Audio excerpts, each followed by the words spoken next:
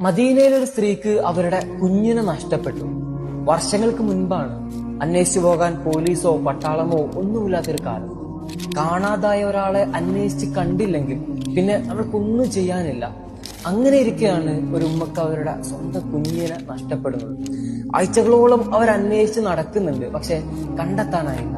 വിരഹഭാരം അവരത്രത്തോളം തളർത്തിക്കളഞ്ഞിരുന്നു.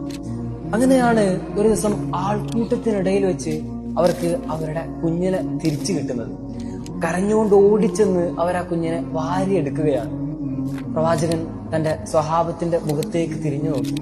അവരെല്ലാവരും ഈ കാഴ്ച കണ്ടിട്ട് കരയുകയാണ്. പ്രവാചകൻ ചോദിക്കുന്നുണ്ട്, സ്വഹാബ, ഈ ഉമ്മ അവരുടെ കുഞ്ഞിനെ ഒരു തീയിലേക്ക് എറിയുമെന്ന് നിങ്ങൾക്ക് തോന്നുന്നുണ്ടോ?